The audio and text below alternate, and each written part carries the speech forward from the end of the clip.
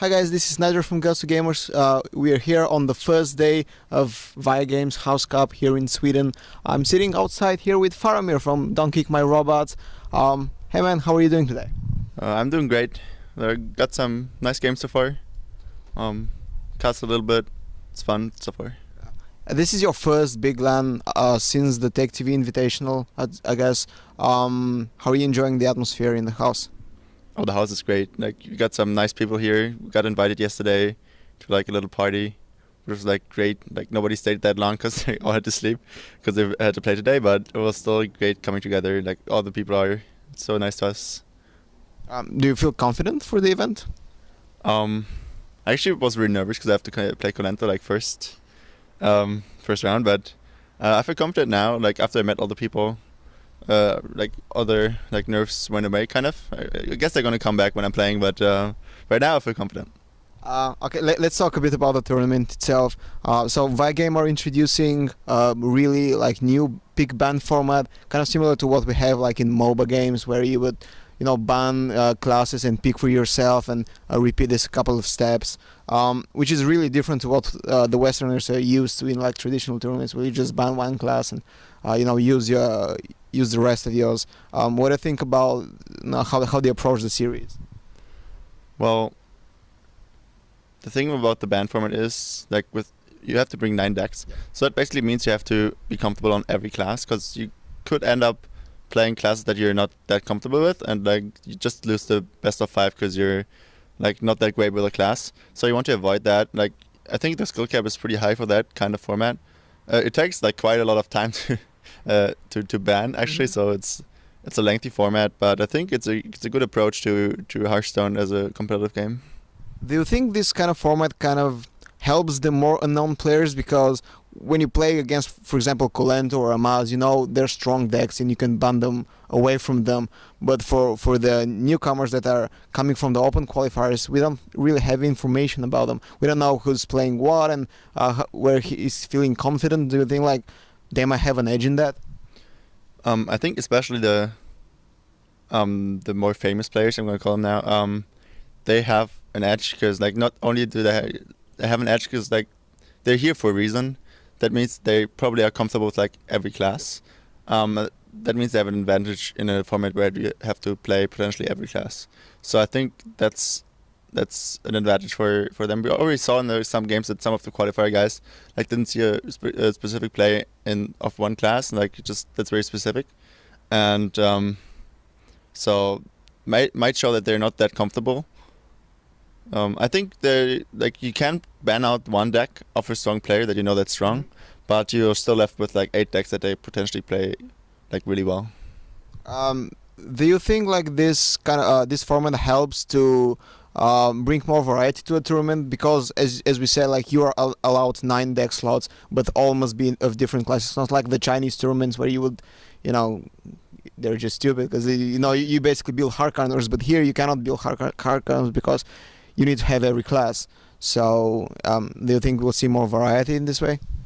Definitely. Like we haven't seen Paladin or Warrior much at the NA qualifiers, for instance, or like the EU qualifiers was pretty much like a lot of control. With this kind of format where you have 4 bans, you can build your deck specifically for kind of matchup. Like you can either go like control way or like aggro way, where you have like a lot of aggro decks or a lot of control decks. Ban out what you're especially weak against, right? And like build your decks that way, which is like really interesting. I think if that format's gonna like become standard, that would be great. Oh, really? You think that isn't this like as you said, it takes a bit longer? Isn't this like hindering the broadcast in some way, because you have to spend a lot of time thinking and banning and stuff like this? I think so, but I think especially in like games like League of Legends, where you have the pick and ban phase, that adds to the excitement for the game. If you have the pick and ban phase broadcasted as well, you can see the strategies of the players. I think that's another point that makes it very attractive, actually. Staying on topic of tournament formats, I know that some Magic the Gathering players, more particularly Kibler, has been strong proponents of tournaments should be trying one deck format. while players have been countering them, saying that there aren't enough cards in HearthStone to choose that, because like you will build like a shaman deck and you'll probably know the entire deck, or like 25 cards of 30. Do you think this is a problem, or like should we try to find one deck formats and make them work? I'm not sure how it works in Magic, but you build one deck that's not of a class, right? You have or like, do you have specific classes there? Well, you basically have 5 colors, right? So you can build a deck without any restrictions, as long as it's 60 cards, I guess. Okay. So, but you bring it and you have like 15 cards you can sideboard between games, so you can make it more flexible to to fix bad matchups. And you use these like a total of 75 cards for the entire tournament. Right. And here that's the problem, right?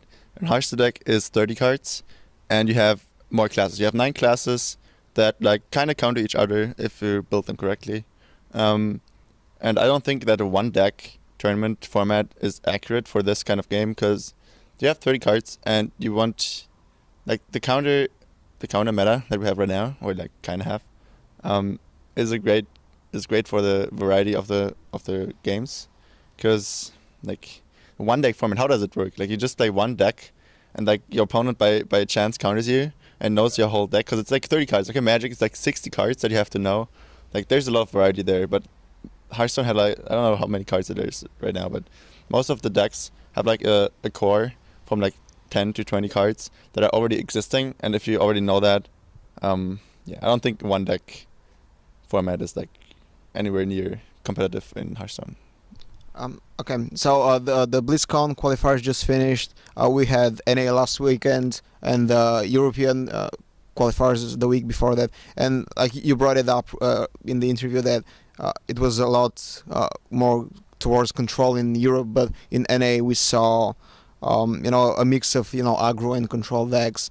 How do you think like the Europe compares to NA meta-wise? Like who is more ahead, and is like Europe's strong favoritism towards control, hurting maybe the region? Well, I think one of the reasons that you played that mesh control is that the patch just hit with the Leroy nerfs. So everyone was falling back on what they knew is strong, like strong control decks.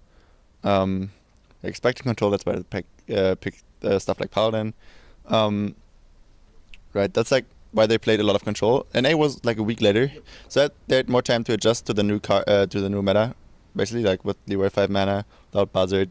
And they had time to test and saw that Zoo is actually really strong right now, together with the Hunter that still like it doesn't have the comeback potential, I would say, without the Unleash the Hounds, but it still is strong if you can get rolling early.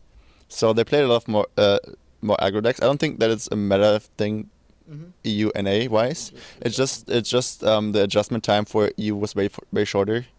So I think EU is gonna play aggro decks as well. I know a lot of EU players that actually really like aggro decks as well. So I don't think it's an EU thing.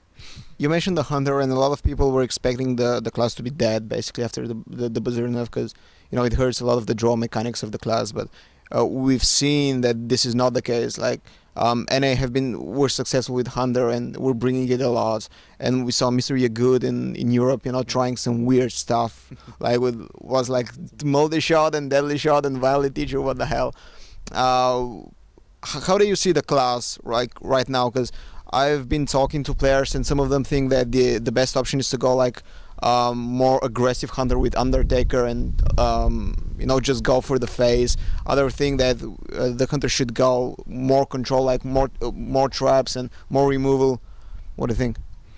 Well, the thing is with the Hunter, a lot of people that are here, I guess, and like that played the NA qualifier, played the aggro version with the Undertakers.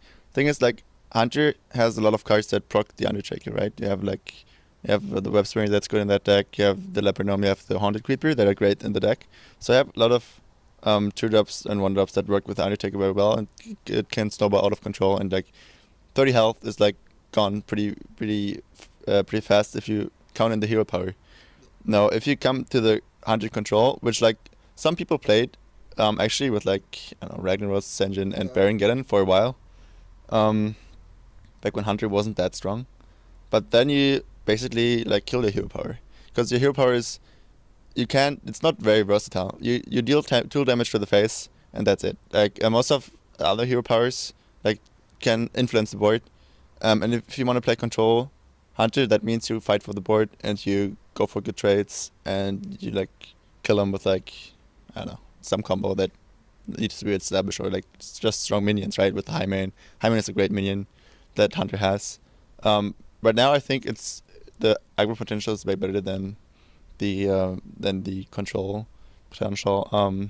Since it doesn't really need the card draw right now. Like some decks are playing loot hoarders, but if you like play the cards in the right way and play something like tracking or flare to just get your snowball cards, because Hunter is just a snowball class. If you don't get rolling early and your enemy gets early board control, gets some taunts up, and it's still at 20 HP, there's no way of coming back right now. And that's the weakness of Hunter. Like if you fall behind early, you lose. If you don't have like the burst to kill him fast enough. Like a control Hunter would need something like something AoE removal, because that's like what other classes have as well. Like when you fight for the board, you need stuff like Consecrate or like Flame Strike, whatever.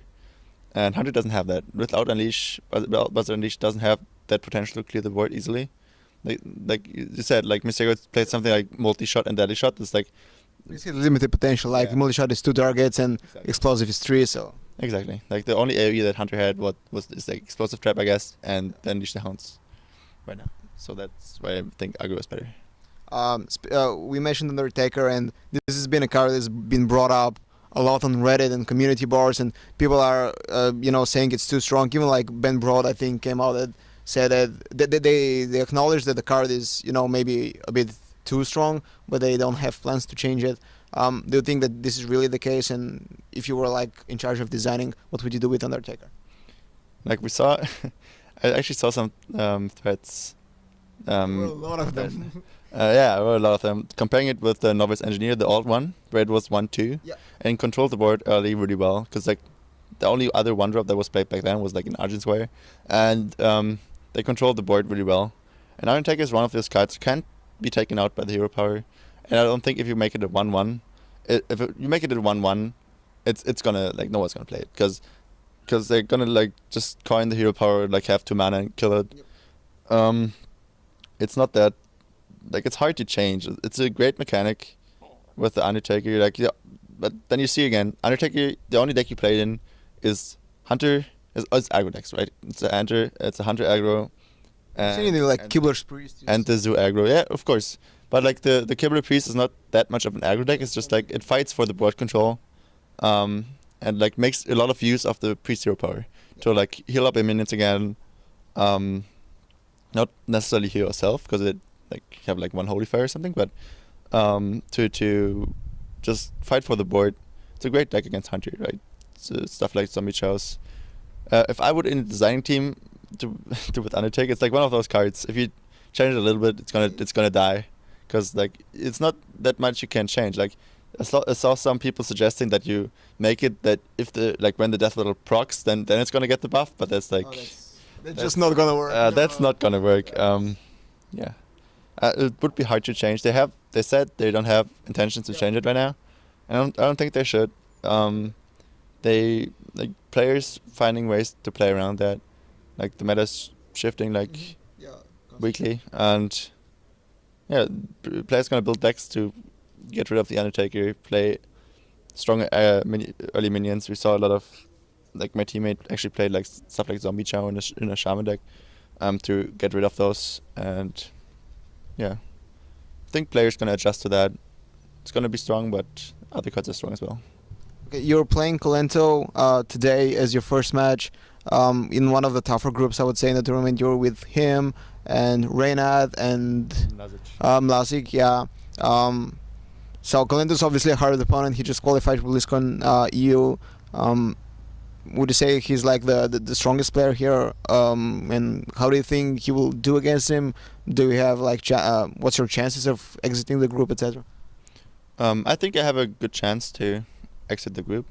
I'm not sure about my chances against Colento. He's like a machine right now. He wins everything, and he does well on like one strength that Colento has, and that's really important here. It's like he's a great deck builder, and the thing is, you have to have 9 decks. That means you have 9 chances to surprise your opponent, and you can actually change the decks. You don't have to stay with the same deck after you win. That means you can after you get a win with like one class, you can change to another class and surprise me with that one again, and like might get another win of me, and that's just the best of 5. So it only needs 3 wins. I myself built some decks for this. I'm confident that I can get out of the group. If I can beat Konenta, I will see. I hope I can do so. I got some things prepared, and maybe I can stop his run.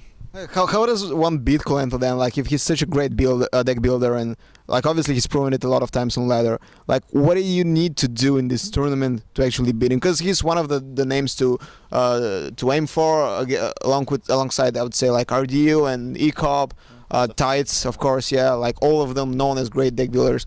How do you actually approach such a matchup against a flexible player? Well, he plays. I actually watched the stream earlier, and like yesterday, like last week, something. And he played a lot of generic decks. Okay. So I can like maybe he has like 1 or 2 generic decks in his 9 deck roster that he can bring out. But I think most of the decks are gonna like get teched, get like tweaked a little bit for the tournament format. So I can't focus on him. I have to prepare for my own game. I have to build my own decks. I have to like follow my game plan instead of his. That's like the things I'm looking at to win. Okay, so talking about you a bit, you recently joined DKMR after being on Planet K and Mana Grind. How is it now with the new team? And you obviously have some great teammates. D2 just qualified for BlizzCon NA, and I know the DKMR guys personally; they're great fellas. So how is it being on the team? It's great to be on a team like Don't Kick My Robot, because like, I was on other teams before, Mana Grind and stuff. But the thing is, they didn't have like nearly the practice that we put in. Like we are basically on like every day, like 6 hours together and like practice, talk about stuff, like our team speak together, like talk about decks, talk about other players, like how they played, what we thought about tournaments, etc., etc. Preparing for tournaments like this, preparing for BlitzCon tournament for D2. So I'm playing a lot of Powder and Varanus, and yeah, Poach. He's a great manager. Like he can be tough at times. He can be really in your face at times, but he rips his heart out for us. Does like everything he can for us, and like gets us invites, gets us known articles, and so forth. So it's really good. Don't you miss playing in a team league like Gentleman Cup though? Because DKMR is not involved in anything at the moment. Yeah, I would like to play in a team league again, not like Gentleman Cup, but team league would be great. I heard there are some things planned for teams. I'm not sure when, but I heard it's coming, and like a team format would be interesting if you have like 5 players, like playing like similar to Gentleman Cup. They have the right idea. They have just really poor execution.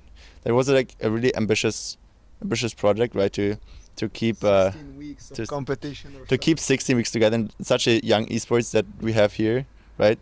To keep like the rosters together for that long was just like way too ambitious, and they executed like kind of poorly. So I would like to play in the team thing again with my teammates. I'm confident that we could do well in that. So let's see what's coming. Okay. Thanks a lot for the interview. This was Faramir from DKMR. I was Nader from GosuGamers. Thanks, man, and good luck in the tournament. Thanks.